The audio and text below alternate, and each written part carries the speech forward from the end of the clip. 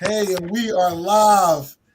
Hello, everyone. I thank y'all for coming out for tonight. Thank you. We have some very special guests here tonight.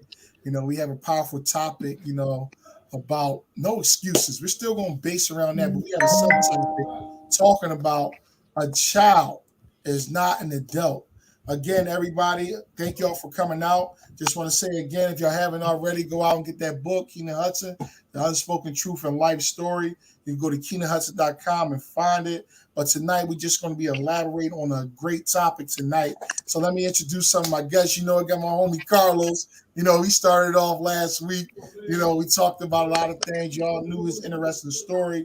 How he went to prison at an early age. He's involved with a lot of different things, a lot of different organizations. Be on the lookout for his book and the things he's going to be doing.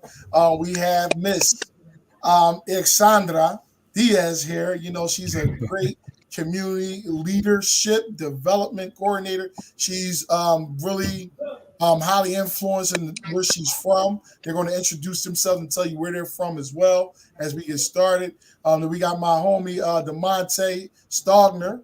He's head and coordinator of the Coffee for a Cause.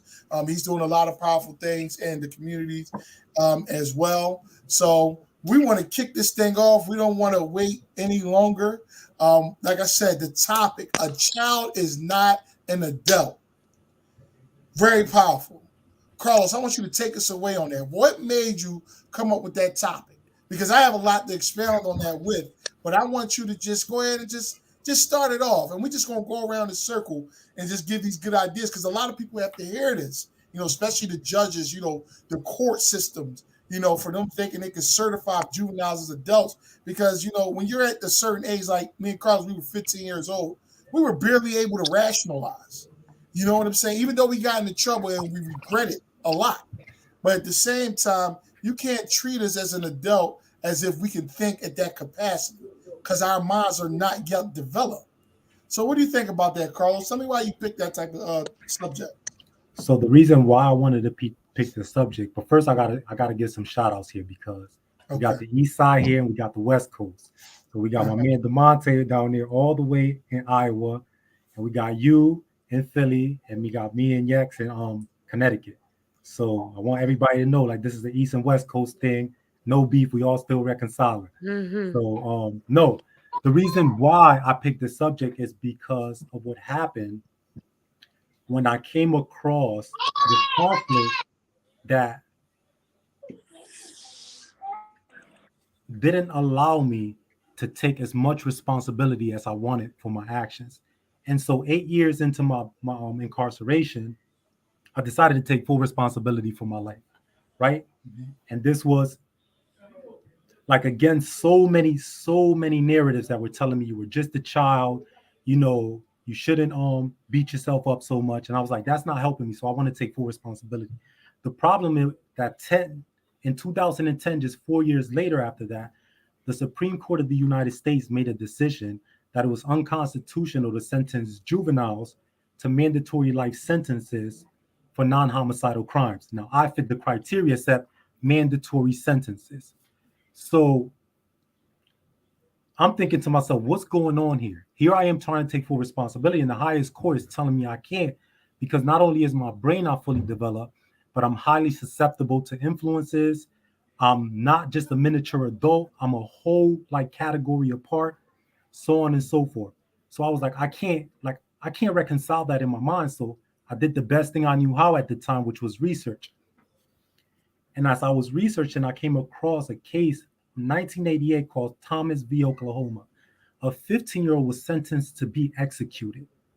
And the Supreme Court of the United States in 1988 overturned that case. And in this decision, what it stated, and I'm quoting this, it said, confronting the court today is the virtue of consistency. Now pay attention to that. The decision was based on the virtue of consistency, which gets into our topic that there's no excuses. A child can't be both a child and an adult at the same time. So that shit breaks down completely. And then it went on to say, for the very assumptions that we make about our children when we legislate on their behalf, tells us that it is certainly cruel and unusual to sentence a child to a kind of punishment that takes as a predicate the functioning of a fully realized adult. And there you have it. If in 1988 a case was overturned on a 15-year-old on the virtue of consistency, what the hell was the point of a 2010 them deciding on science that my brain isn't fully developed? So now here is a problem. Because if you do away with the virtue and you start playing with science, when it's the virtue that's supposed to inform all of us, then what the hell's the point of science? Science itself is based and depends on consistency. This is how our theories are overturned.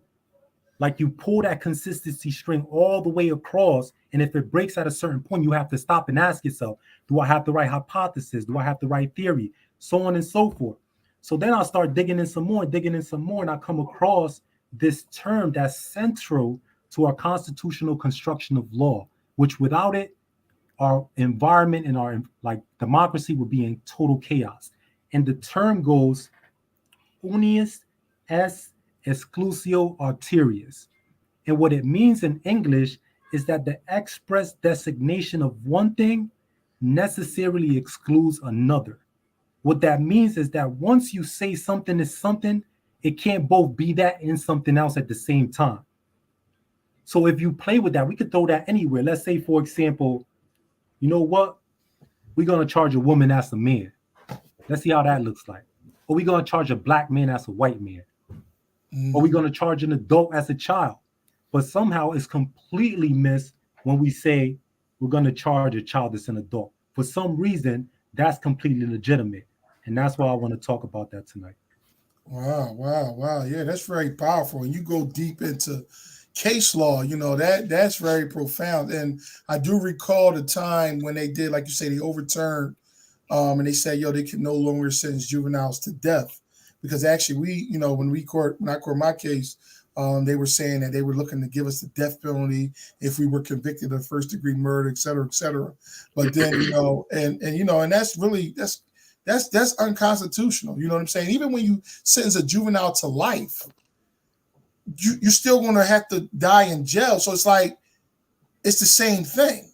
So then recently they have reversed that and said, hey, they took back a lot of vacated a lot of juvenile sentences, et cetera, et cetera. But I'm sorry. But so what do you think about that? Like, what's your take? What's your turn on that?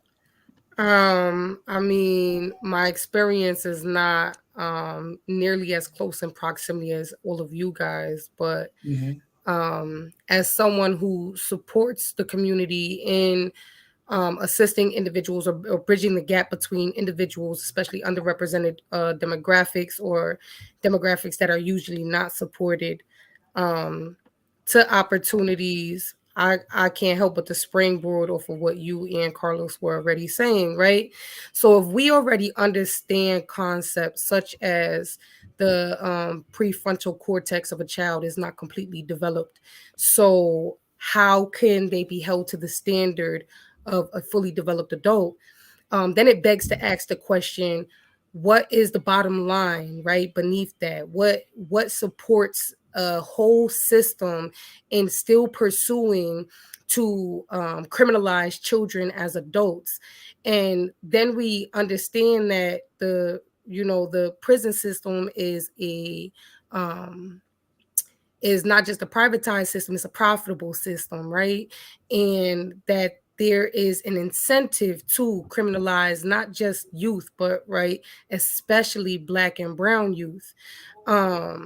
So now we start digging at the layers of not the trying to make sense, like what I would say is like make sense out of nonsense. We're trying to make sense out of nonsense. Essentially, what Carlos is saying is you have these contradictory concepts that are coexisting with each other that it's impossible for them to coexist with each other. And so it allows us to get to the meat of it. And the meat of it is really the why. What vested interest does the system have in criminalizing children? Instead of doing what they supposedly do, which is decrease recidivism by rehabilitating individuals who are shuffled through the system. But that's not their real end goal, right? Their real end goal is not to. That's why we have such high recidivism rates. And so, again, it calls into question what are the real motives, and what should we be doing as a society to combat that, versus trying to argue a point that's already understood. It's already understood that children do not have the capacity to make informed decisions as adults do. So why would they be charged as adults are? Powerful. That So is what do you that, think? that is Go ahead, that is Bronson. very powerful. And I always think about prison in more of a historical context, because we went from slavery to the so-called chain gangs, and then the prison industrial complex, which blossomed out of nowhere. And so when we start to look at things from a more historical context, it's almost like there's an incentive to get as many young people in the institution as possible, because now, especially if we start getting them at 13, 14, 15 years old, now we have workers for 30, 40 years. We have individuals who we have these contracts with these large corporations that we can have work for us for the next 30, 40 years. And not only that, not only are they working, making money for the prison industrial complex, but look at who runs our prisons across America. Look at how many families are able to send their kids to college. Look at how many families are able to buy homes and practice generational wealth off of the backs of these individuals who are now part of this prison industrial complex. And so I think when we start to look at that, we have to look at it from a historical standpoint. And instead of, I mean, obviously, we know that children are not capable of making sound decisions. We know that. But instead of arguing from like Carlos said, the scientific standpoint, this is a moral thing. Like, we've transformed from slavery, from like people actually being captured and used for free labor, to now they're saying, oh, if you commit a crime, it doesn't matter what crime you commit, you're back a slave. Like, you come into here, you're gonna work for us. We're gonna pay you 60 cents an hour, and that's that.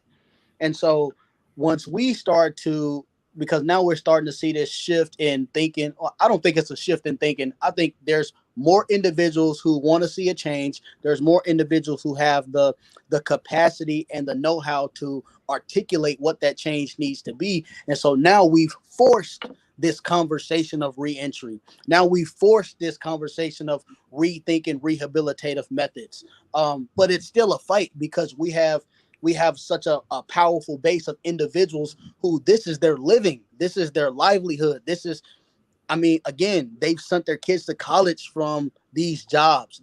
There's wardens who have retired and are collecting a pension from these jobs. And so we have to understand that this fight is not just a civil fight, it's also a moral fight as well. And so if we don't start to educate the community around why this is wrong, this fight is going to continue to go on, because they're not going to give up their power. Like, we're already starting to see kind of a panic around, okay, now numbers are starting to dwindle in the institutions. Well, what are we going to do to keep up numbers? That shouldn't be the case. The case should be, okay, if numbers are starting to go down, how do we consolidate? How do we rehabilitate more? How do we make this a more equitable, more just, and a more safer society?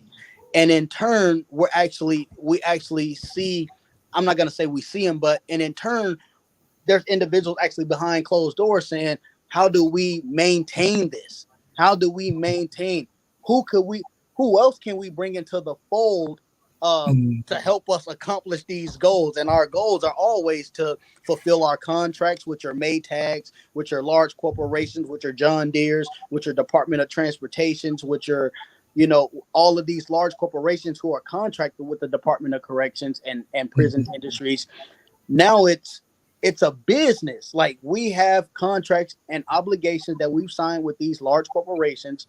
We have to have workers to fulfill those obligations. And so how do we start to bring in more workers? And so prison it's never been a rehabilitative thing, but it's went from this holding place to now it's a complete business where individuals are exploited for their labor.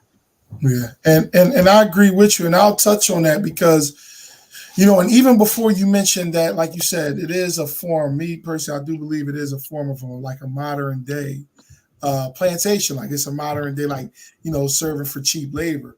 But even prior, you know, to backing up to what Carlos was saying that about the education of a juvenile, you mentioned it too, DeMonte. Now, when you look at the average person out in the world, the average person doesn't understand the law. No. Any adult does not understand the law at all.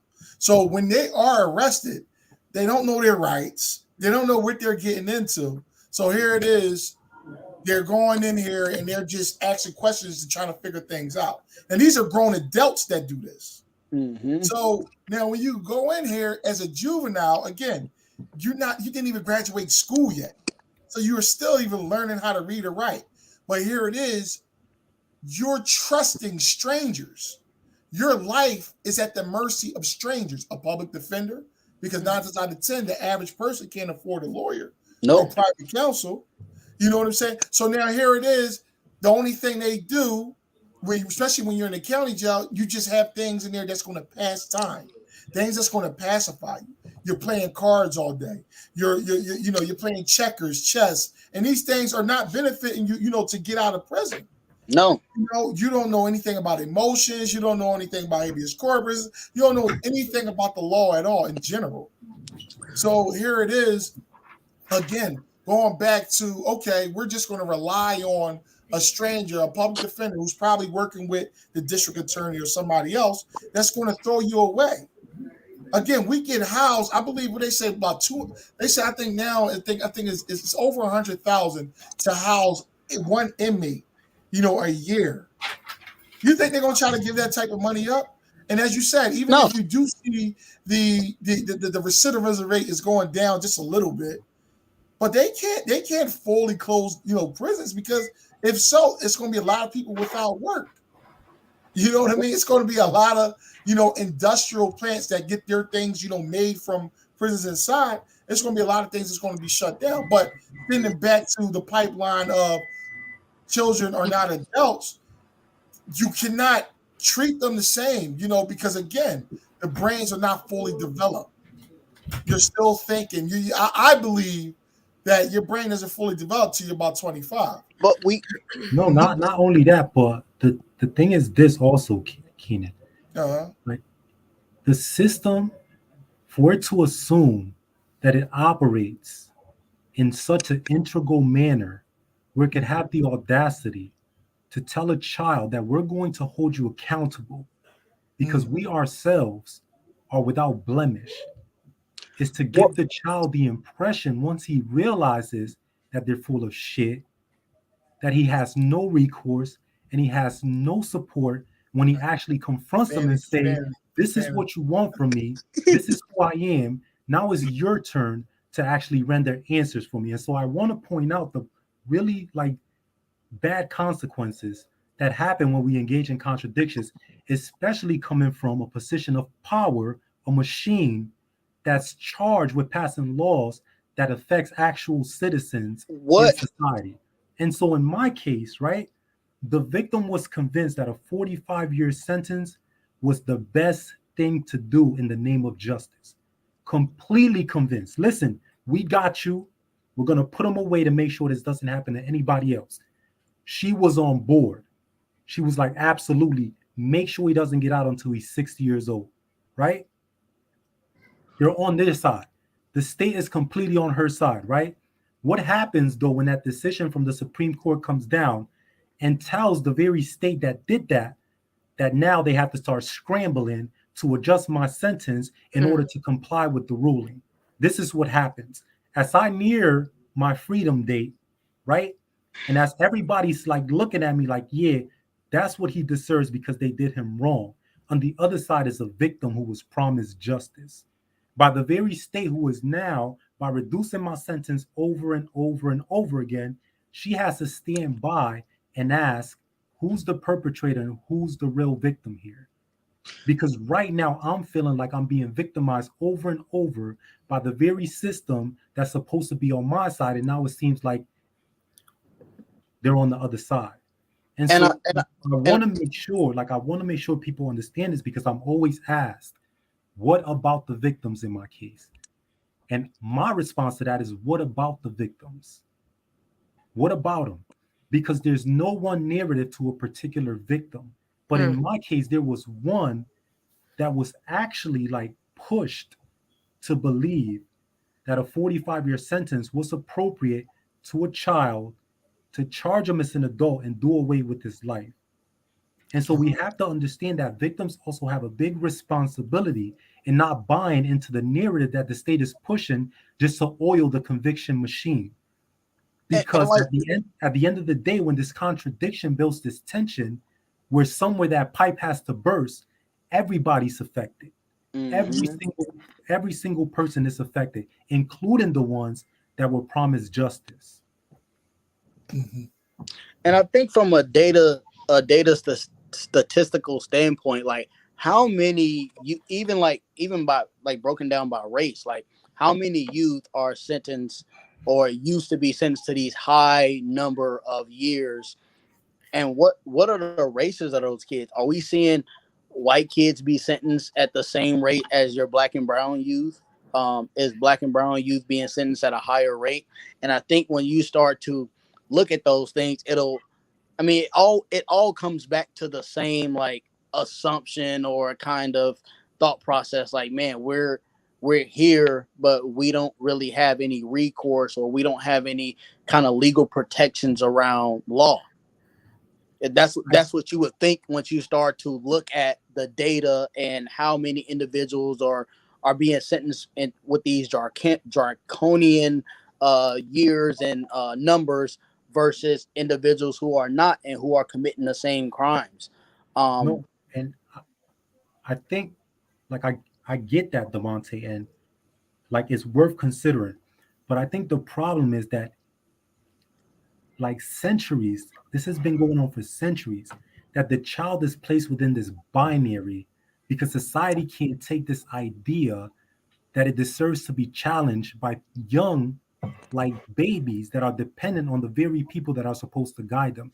And so in their rebellion, in their questioning, in their challenging, all of a sudden now you're either a child or you're a criminal. And that binary has played out like crazy.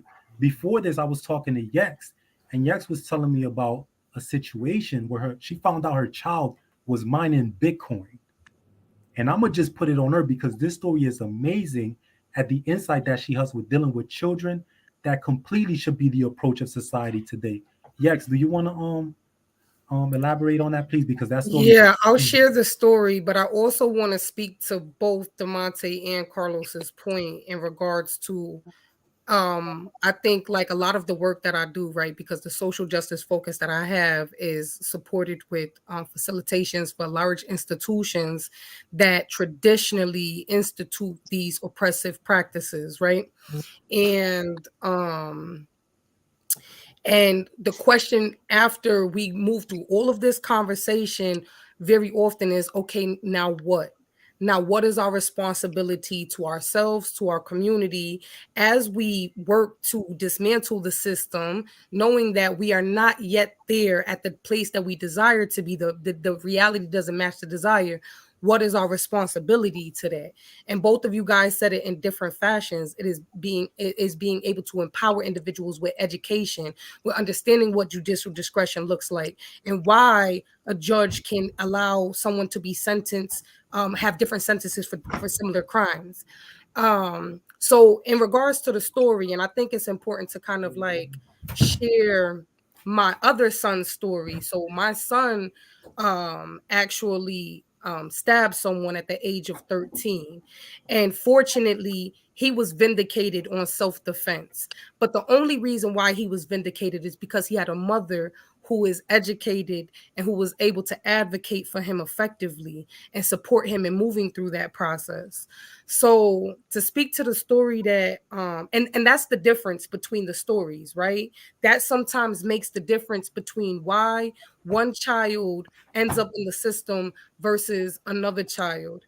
So to speak to that story about my son mining the crypto, his father reaches out to me to let me know that he finds out that my son has a second phone an email address we didn't know about. Like it's kind of like laughable, and that he's mining crypto online so that he can purchase something that he should not be purchasing in the first place.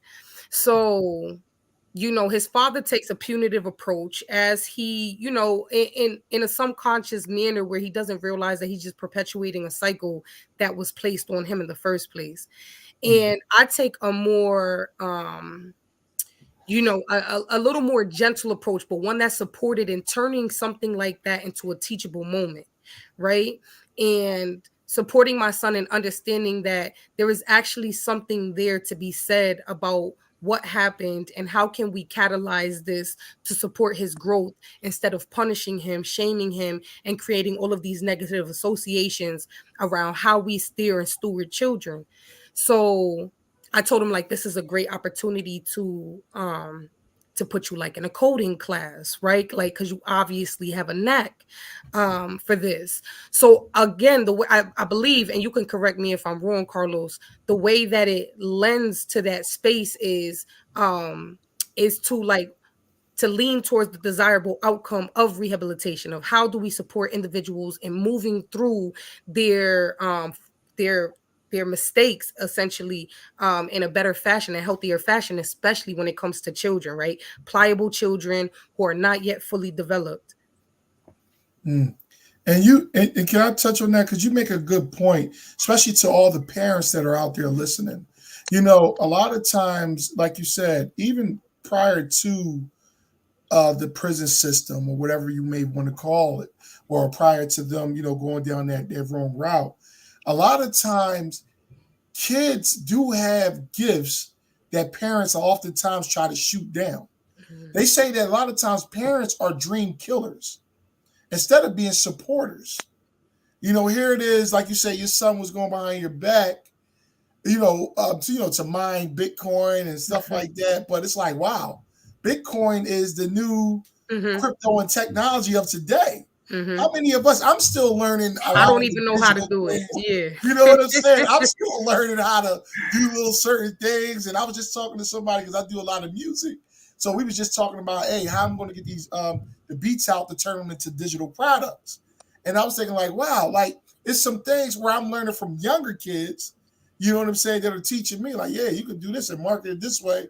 And I'm like, wow. But again, the parents have to be behind their kids.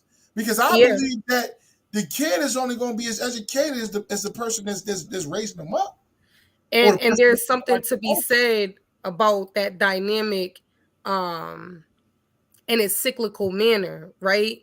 From both ends of the incarceration that affects the whole family unit and the family unit that perpetuates the system that incarcerates the children. And when I was saying, like, to speak to both of their points, like, after all of this, what is our responsibility, right? Because as we fight the system, we cannot rely upon the system that is actually working the way that it was designed to work to benefit us. So what do we do in the meantime as we work to dismantle this? We have to not just empower our people with education, we have to move into spaces or create opportunities for representation, because representation is what's going to support children in wanting to move into fields like engineering or tech or education or being police or even working as politicians, whatever, that create the change, the social change that is needed from the inside outward while we're doing the work on the outside in also.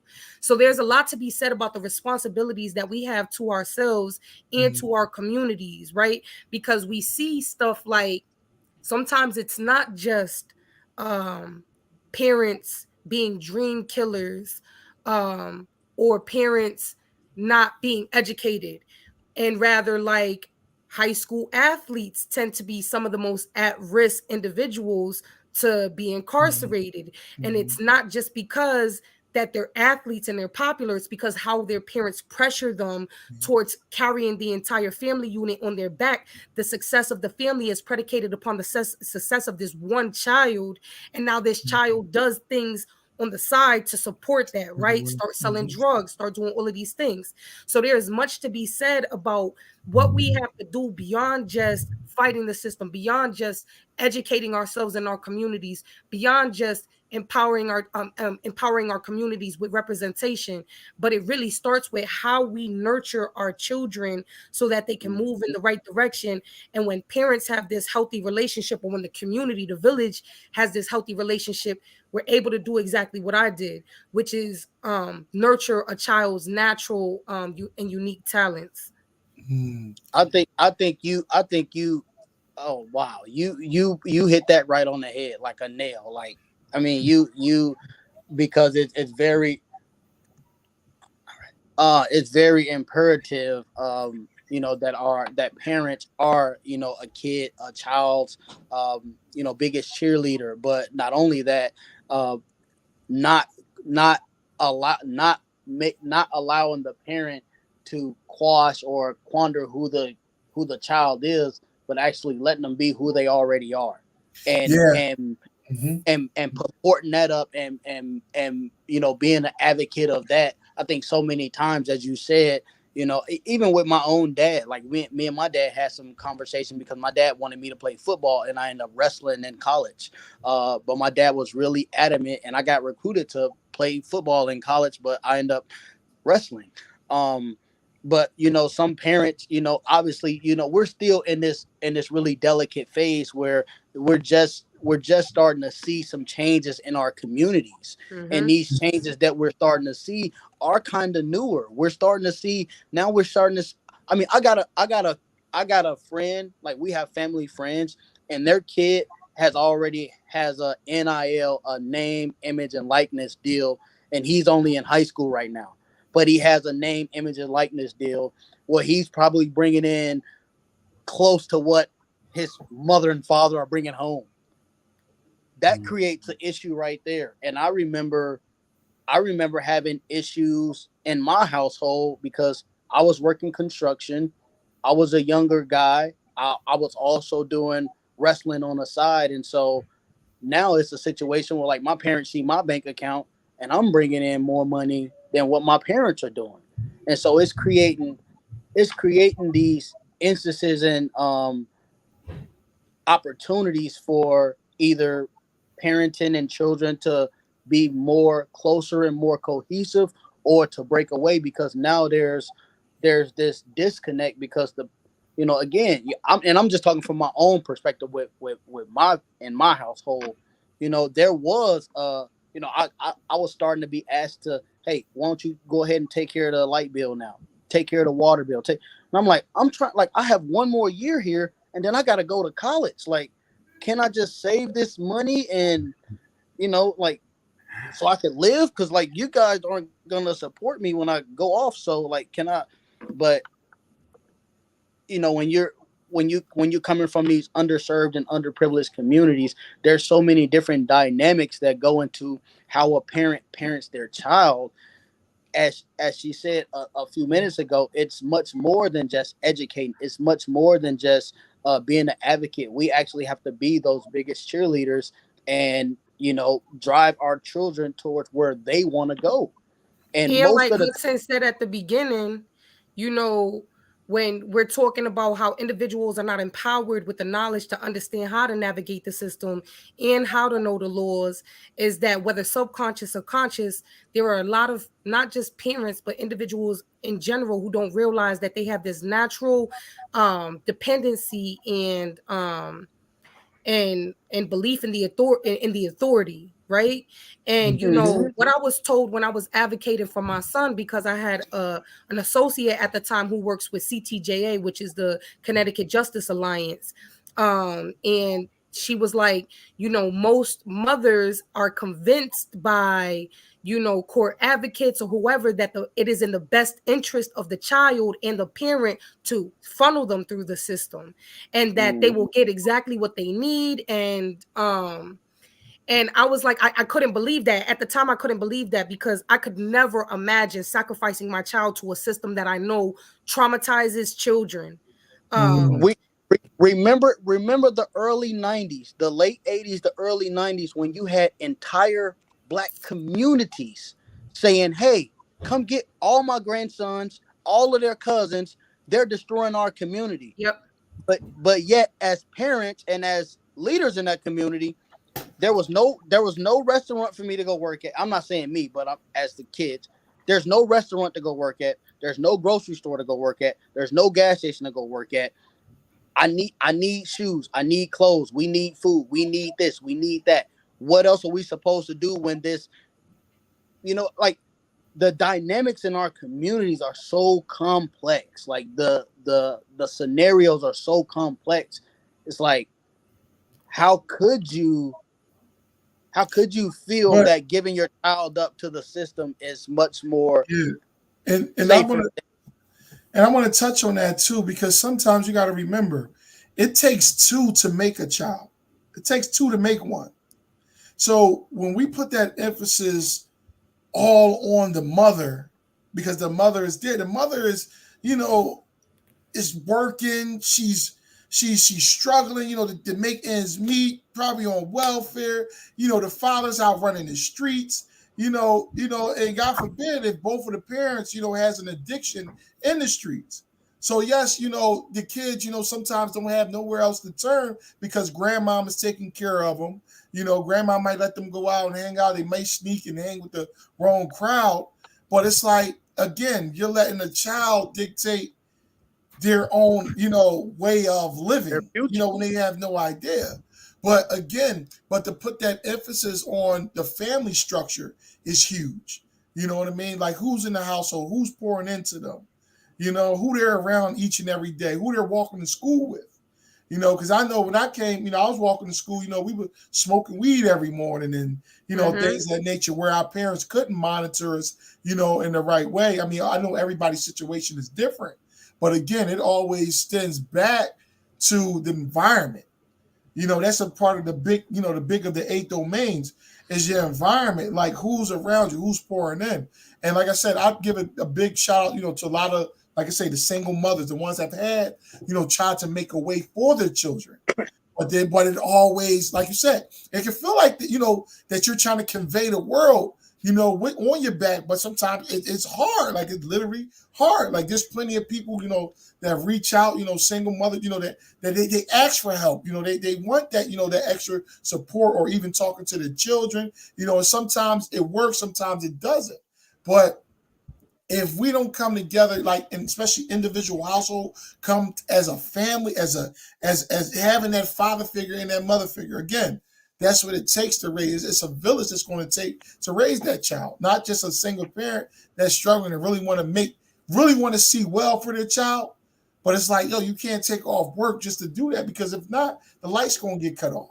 You know what I'm saying? Yes. You ain't going to have no food to eat. So now when we have these dynamics in our community, like I said in the beginning, we're in a space, and like DeMonte was saying, we're in a space where the desire and the reality are not congruent with each other just yet. Like we have not gotten there yet.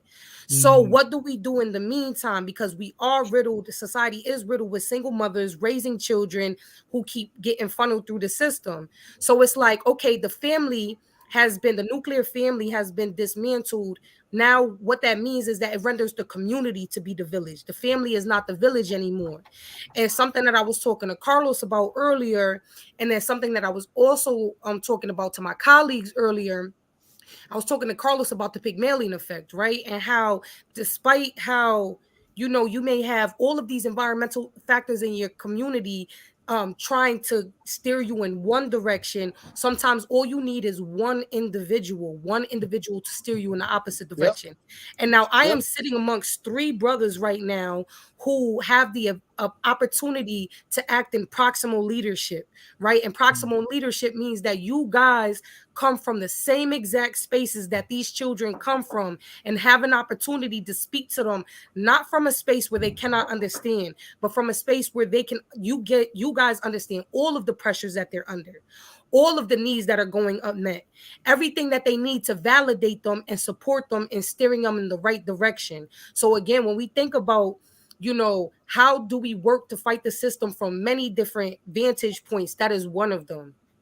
No, it is. And there's something that you say, Yex, that struck me because it's played itself over and over again, and it's like this automatic deference that's paid to these institutions, these systems, and even sometimes parents who are abusive. And in my experiences, the question has always been, okay, who's going to guard the guardians? We have the guardians, but who's going to protect us from the very people who, as children, we depend on to nurture and guide us? And I remember at an early age, my father was a monster, but my mother would intervene. When my father left, I thought everything was great. I said, we're about to have a better life.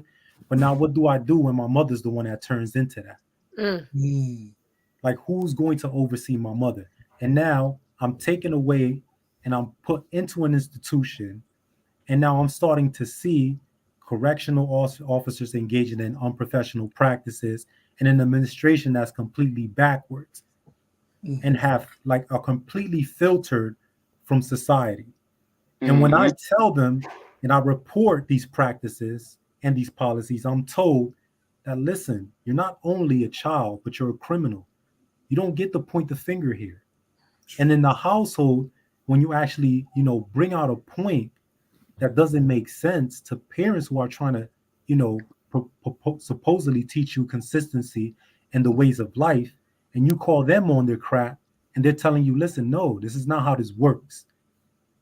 Like, I think one of the biggest profound things is, I used to hear it all the time, and I got tired of hearing it, because it was that saying, do as I say, not as I do. And it's like, how can you tell me not to do what you say, but I see you every day, maybe sitting on the couch getting drunk, smoking weed with your homeboys in the garage or in the car, or standing out front. You may be selling drugs, because I see people running in and out of the house here and there. So like, you're telling me one thing, but you're showing me another. And that's what I think that's one of the biggest disconnects in our community, because you have these fathers who say like they're great fathers. You, in your own mind, you could be a great father, but if you're teaching your son how to sell drugs or how to become a criminal, something that's gonna lead them to a place where they don't want to be, that's not really that great. At the end of the day, I don't care if you're putting food on a table. You mean to tell me you're willing to risk your life? And I used to have these conversations with some of my young guys.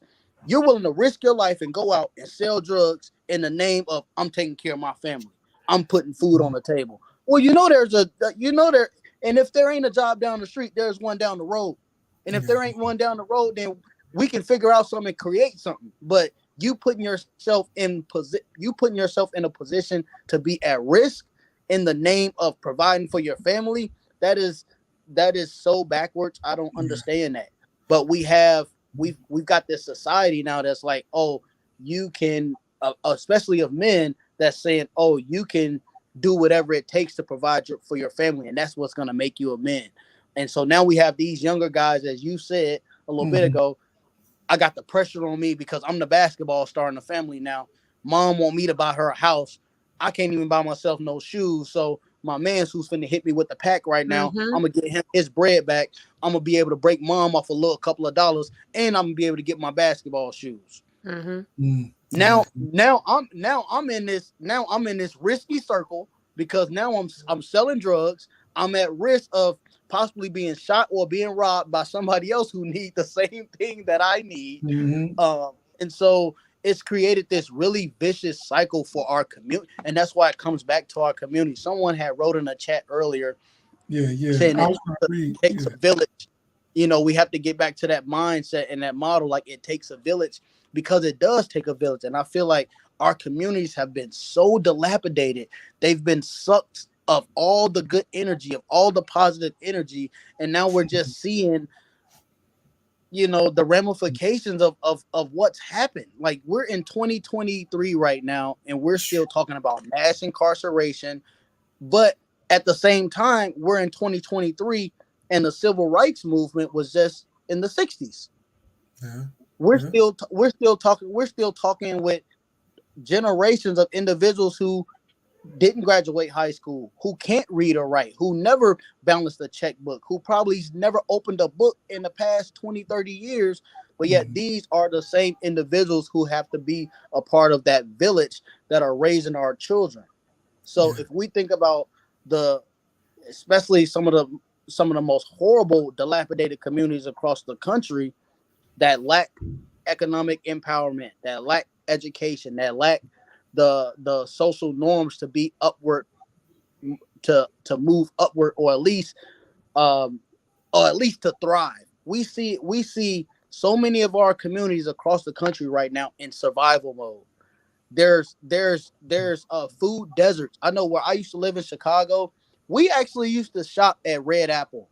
Red Apple is your local, like there's a huge liquor section in there, but in the back of the store they have like chicken behind the counter, ground beef. Like, we used to shop there for groceries like every month or like during the week, and that's where most of the community went to. But then I come here to Iowa, there's an actual grocery store that like smells like a grocery store, and like it has like fresh fruits and veggies. We didn't grow up with fresh fruits and veggies in Chicago. Like, you don't get fresh fruits and veggies. You get vegetables out of the can. You get fruit in the can. And so when we start thinking about, what our communities are faced with, like, it's much deeper and much more complex than just the surface. And so once we start scratching away at the surface, we'll find there's a lot. I mean, well, even when you take off the Band-Aid, like, man, this ain't you should have got stitches on this. This ain't just a scratch. This is a deep, really, really, really deep wound. And until we start treating our communities as such and getting the resources there for our communities to thrive, this conversation is going to be happening in 2026, 2027, 2030, 2035. Like, until our communities are able to thrive and not just survive, we're going to have the same problem. You can't, we see it, like, it, whether we want to pull science into it, whether we want to pull statistical data into it, like, we see where a community and where a people goes when you're lacking resources, when you're lacking opportunity. And that's what our communities have been sucked dry for that reason, because now we know, or they know, the powers that be say, hey, we know people are going to be over there committing crimes. We know they're going to be selling drugs. We know they're going to be doing this and doing that. And so all you got to do is go get them. And now we got free workers. Yeah. But so again, when y'all know, like, when we know, like, that this design goes behind, there's more to the conversation of a child is not an adult, right? When we're talking about more than just the corrupt system. And when DeMonte starts getting into the the deindustrializing of our communities, right? When we start talking about the intention, concerted effort to introduce crack and guns into our communities, to remove the fathers from the households, to create all of this trauma, which breeds poverty, which breeds violence, which breeds criminality, that our duty is to attack it from all of those points, right? All of those entry points, right? We can't just be attacking the criminal justice system. Now, I don't know you, Keenan and DeMonte, very well, but I know that I am here and Carlos is here. And the reason why I am able to thrive the way that I am is due to programs that have supported individuals in re-entering society, in being a bridge between poverty and opportunity, where we are unable to afford certain privileges like a college education, for instance, right? And that it is our duty to attack it from all of these points, but to continue to support, to implement, and to create these programs that support individuals on all of the levels, from men re-entering society, or offenders, or individuals coming back into society, to kids, from the bottom to the top, that we have a duty and a due diligence to serve ourselves, our community, our very existence depends upon it, through all of these different efforts. It's crazy. A Stronger Foundation was actually created in 2018. I started seeing, first I was on the governor's reentry roundtable, and then I started doing some mentoring with this other organization who had youth that were like, "Hey, Devontae, like, we'd love for you to come talk to some of our guys. They've kind of been through similar situations as you." Because this was an organization that it was a facility that I went to as a kid, but it's an open facility, so there's no like locked doors or anything like that. It's a residential treatment facility. I started seeing the same guys that I was working with at the residential treatment facility. Now they go from the residential treatment facility to the youth shelter to Polk County Jail to the Department of Corrections. All the while I'm talking to them, like in this 3-year span, they're going from shelter to DOC, shelter, residential treatment facility to DOC. And so it's like, man, I was like, well, what do we have set up for like those guys that are coming out of, because most of the time they were coming from the state training school, which is in Eldora, which is like the youth prison. I'm like, well, what do we have set up? Like, is there like a program or a place that they can go, like when they leave Eldora? Because we're having guys that have been in Eldora for 4.5 years, for 5 years, and these are kids that went to Eldora at 12, 11 years old, and they've been in there for 5-6 years. Like it's our juvenile prison here in Iowa. But there was no programming in place. There was no aftercare services. There was no transition. You just get out of the state training school and you go back home. You go back to where your residence is. And that was kind of like mind-boggling to me, because we've removed these individuals from society for so long, and yet you're expecting them to go back and be productive member, even though they're juveniles. You're expecting them to go back and just reintegrate right into school just like that, without the proper knowledge, without the proper some of these guys were coming back, had been away for 4 years. They were coming back and they were considered sophomores in high school, even though they had been in the state training school taking classes and getting credits. There was just a huge disconnect around that. And I see the same thing with our adult population. We're removing people from society, but yet times are changing so fast. Things are happening so rapidly. They're not going to be able to keep up. Yeah, we can't keep up, but yet we're expecting individuals to thrive in this environment where again, I just talked about the 1960s and the civil rights movement, and we all know that slaves were not permitted to read and write. So like when you start pulling back the layers on this historical context, it's like, man, like they're really set up to fail here. So like we have to really connect and start to attack. And I believe, I believe that definitely is a definitely another like episode, with us, just in general, and I didn't mean to cut you off or anything, but I want to definitely acknowledge a lot of the comments that were going in here. Usually I acknowledge them during the time we're going, but the conversation was so great. So just as one is right up on the screen right now, where Senora Carmen, she said, I want to applaud Mrs. Diaz, for truly agree how she handled her situation with her son. We got to remember that children are becoming parents in this era. Back in the days, the people from the block would intervene. Now you try to correct the child so they won't suffer the consequences. The young parents come after and tell you to mind your business. And that's totally true. A lot of eras have changed, where people, where kids are having kids and people don't have the moral ethics, of back in the day, the way grandmother used to raise us. Nowadays, again, it's kids raising kids. So that's, like I say, Carmen, Maury, thanks for, giving your shout outs. Let's go back up here to the top. Somebody else says something about how many, mental health professionals that we don't have. And I think that was important to know. Is that more? Yeah, she said, we have more police than therapists and counselors. You're right.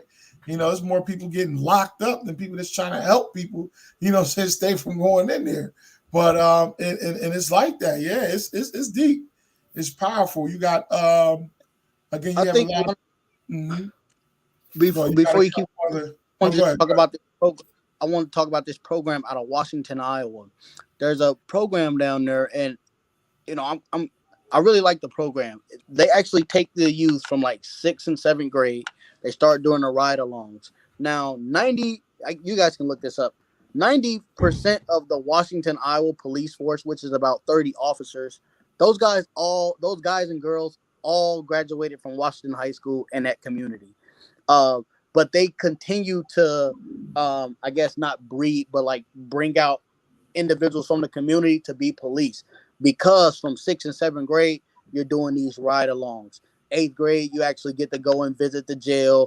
You get to work there for a day and kind of, see how things work. 9th grade, the same thing. You get to go out to Indian Hills and visit the academy and come here to Des Moines and visit the police academies and things like that. And so you've seen time over time where like these young folks coming from this one community are able to thrive because they actually have a system in place where it's like, hey, we're taking you at an early age. We're exposing you to some of these things at an early age so we can start to get your interest. And then they've already crossed into that career. I think if we start talking about,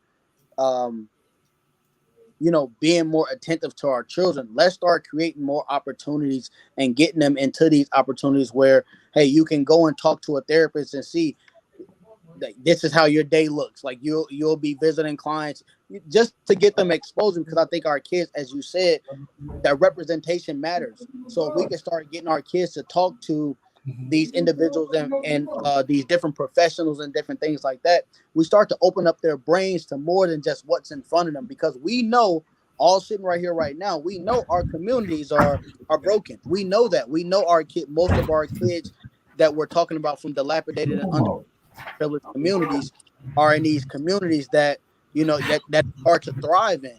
And so I think one of the best ways to start getting to that is to start getting our kids in front of these professions where they can start making different.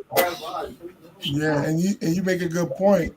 Like the brother here, George, shout out to George Smith. And I'm reading the end of his question in there. Well, excuse me, his statement there where he says we all need to heal. It said we need our music industry, social media, and its totality to take on the language you are speaking. And that's true. And it seems like the social media is full with so much negativity, but then again, it does have its educational parts as well. But it has a big influence, on what they're pouring into the kids today. But it seems like they gravitate more towards the negativity, and they're allowing it to go on the TikTok and the Instagram and the Facebook. You see a lot more of that. But like and it's very intentional. And we think when we think like about how China is the developer of TikTok, right? And how their algorithm does not feed their children the way that they feed our children in the algorithm, right? Their algorithm feeds their children, intellectual matter, while our algorithm ours feeds our children garbage. So it poses the question of what is our responsibility to counteracting that, right? Because a part of what attracts people to the negative content is how attractive it is. So now there is a responsibility to making the right thing attractive, right? Like we really have to become innovative and creative in how we attack these things and what solutions we come at this with, on all different layers. Like, how do we make doing the right thing look attractive to children? Because we can't help the nature of a child, right? Just like that nature that brought us to this conversation in the first place, which a child is underdeveloped, they're easily impressionable. So, and it's easy to want to do the cool thing, right? And when the cool thing is perpetuated as the negative thing, we have a responsibility to say, okay, well, how do we make doing the right thing the cool thing without it being corny too? Because kids see through that stuff, how do we really make doing the right thing being really cool? And y'all, and I know we want to go on, and I know we're going on an hour and about 2 minutes here.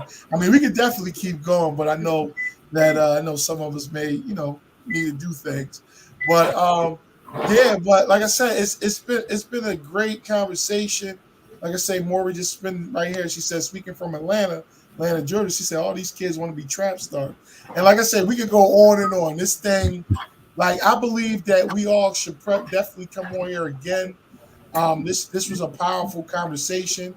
Like I say, shout out to Carmen, shout out to George, Nia, Brandy McQueen from Chicago, all the way out in Vegas. We appreciate y'all being on here. Again, been real, Lauren. Thank you. Yeah, she said we got a hill. We appreciate all these comments and these, and y'all elaborating the way you all are doing. Again, like I said, I know we're going on an hour, and I think it's definitely probably far past the time. But Carlos, if you want to elaborate a little more, if you all want to say something else, cool. I could throw this in there before the final hour. What I would like to say is that the child is where the true acid test of our democracy and societies lie. And the questioning, the challenging of a child is enough to test how strong the fibers is of the very things we depend on and claim to hold society together. And so I want to be clear that a child, no matter what the parents are, no matter what institutions are in place, it has the capacity and the natural inclination to see past titles. Yes. And to pay attention to exactly what is being said and what is being done, and to know the difference. And to tell a child when he does notice it, and he's challenging the very thing that might crumble the society that people claim to stand on, it's enough to make us say, let's give them their due diligence because they deserve it. Powerful. Carlos gonna be one of the hottest. Oh, go ahead, Devontae. Go ahead, challenge that. Go ahead, challenge that, Devontae. Go ahead, challenge. I can't. Hey, you just had to throw that in there. But like I say, y'all, it's been real. It's been a great night. Like I said, I believe that we should definitely come on here again, even if it's a part 2 about a child is not an adult. Like I said, it's many different angles you can go at with that topic. However, like I said, I know that this night has to come to an end. So we develop and come up with another topic. Again, everybody, the viewers that are watching or listening, if y'all have any type of topics that y'all like us to touch on, expound on, we'll be sure to probably listen and jump on air again. We're going to try to make this, a thing for every Monday. Again, our target goal, is like I said, to reach the people, as you said, become more of an influencer of our communities, to make a better society, to make a better world, and it starts with us, it starts with us individually. It's not just, oh, well, this person's not doing that or that person's not doing this. No, it's what are you doing? What are you doing for the people that's, that's right in front of your face, or the kids that you may see running up and down the street? Do you have the heart and the integrity and the courage to go up to that child or go up to a group of teenagers and tell them, hey, do you know XYZ? Have you considered XYZ? Showing them that they have, some type of hope in front of them. It's not just, the things that they see on TV or the illusions that they see on Instagram. It's bigger than that. So again, I won't go on because, like I said, we can go and piggyback all day. But again, I appreciate everybody. Let me see if I can get your names back on the screen. So quick rundown, starting with you, Yex. Let them know who you are, how they can find you, and what you're involved in. And the Devontae, you can go right behind it. Yeah, so just to give a little bit more light to what I really do. So I wear many hats in the community of New Haven, Connecticut, and around the tri-state area too. But to be very specific, I am a doula. So I am a birth doula and a death doula. I am a facilitator, and my facilitations are centered around their social justice focus. So anything from systemic oppression and structuralized racism to code switching to cultural responsiveness. And I am a performative artist. So a lot of the messages that I have are actually packaged in spoken word, and I use that as a vehicle to be able to deliver messages on platforms or in rooms or with audiences that I normally wouldn't be able to. And then last but not least, again, like the reason why I'm here in the first place is due to a program, and it's a federally funded program, but Public Allies is an AmeriCorps service branch. And what it focuses on is community leadership development. And it does that by supporting individuals, removing individuals who traditionally come into our community, usurp positions of power and authority, and tell us what we need. And what it does is it replaces it with individuals from the community. And it doesn't matter if they're formerly incarcerated, if they're a single mother, if they're 60, or if they're 17. We try to put everybody where they need to be. And individuals can follow me on Instagram. My IG handle is YassYex. So that's YASSS_YEX. And yeah, that's it. Cool. Follow them up, Devontae. Let's see if you can top that. We can leave it. We can leave it at that. All right, we're gonna see you top that. Go ahead. Let's see you top that. So, again, DeMonte Stogner, President and CEO of Coffee for Cause. We own a 18-acre coffee farm out in Jutiapia, Guatemala. So we provide our own coffee. One of, I think, 3 black coffee farmers in America. We actually sell our coffee and other products to the institutions to fund what we do. So yeah, you can check us out. Either hit me up on LinkedIn, DeMonte Stogner, or check our Twitter, Instagrams. It's Your Coffee for a Cause. But yeah, we're looking to disrupt philanthropy, or we're looking to disrupt fundraising with our full circle impact philanthropic model through Coffee for a Cause. So you need some good coffee, you need some chips or some noodles, you know where to look. We're your guys. Hey, but you got commissary lists over there? Yeah, no, that's what we sell our products to the prisons on commissary, and 100% of our net proceeds actually funds our foundation. So right now we're serving 70 guys, and they're able to come down to the shop and get a $600 stipend towards transportation, housing, education, or employment. So we're really trying, as I was saying earlier, we're actually taking the resources from that commissary and we're actually using that to put resources in these individuals' hands who are returning, so they can. And we know it's not much, $600 isn't a lot of money, but it gives those individuals the opportunity to, have a leg up.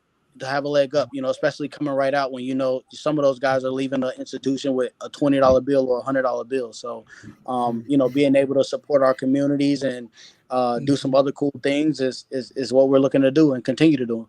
Cool. Appreciate it. Okay. You ain't, I don't think you topped her, but you did a good job though. He tried. But yeah, cool. So Carlos, if you want to close us out, or I could close out, however you want to do it. No, I just want to say that, yeah. Listen, this topic is very important to me. It's close to my heart. I was betrayed by a system who promised society to not only rehabilitate me, but to instill accountability, and they failed me. And as a child, I found that the most shocking thing was that my growth started when I started challenging the very institution that was charged with that. So I want people to look at the child for what he is, man, or she is, and give them their place because they deserve it. They're more intelligent than sometimes we think, enough to destroy them when we forbid them the reality of what they're witnessing. Absolutely. Powerful, Carlos. And we appreciate y'all, like I say, coming out tonight. Again, my name is Keenan Hudson, and I'm here based in Philadelphia as well. I do a lot of different work throughout the communities. Like I said, y'all could go. I just launched a book actually recently. You go to KeenanHudson.com. They give you all different insights. There's different things that's coming about with that. Also coming like mentoring program, different things for the youth. Again, I have a lot of different things that are going to be, like I say, formulated.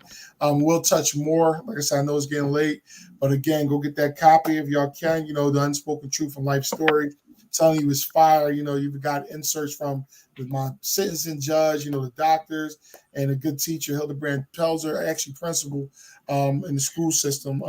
So again, just appreciate everyone for y'all to come out. Everybody, please have a great night.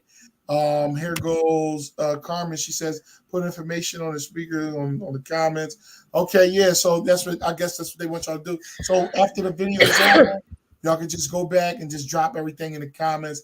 I know Carmen, she likes to be very informative about things. So if y'all could drop it in for her, she's a great supporter. Like telling you, hands down, great connector. Knows everybody. Knows the president of the United States. Everybody. So everybody was good. So they're looking like they want y'all back again. Kat, how you doing? All that kind of stuff. What's your call? Just rolled out on us. But so that's it. So again, everybody have a great night. I appreciate it. Thank you, Yex. Thank you for having me. This was nice. Yes. Hopefully, y'all, you want to come back, again. Because we can have up to 6 people on here. So we can have a whole conversation. The more people, the more, we're going to be talking. You see DeMonte, he ain't played no game. He was going. You know what I mean? But it's good, though. It was fire. Everything was fire. We appreciate it. So, again, good night, everybody, all the viewers. Peace. We appreciate y'all, tuning in. Until next time, we're definitely going to be here next Monday. We're going to give some heads up, to let y'all know that we are coming on. All right? So, everybody take care and peace out. All right. Peace.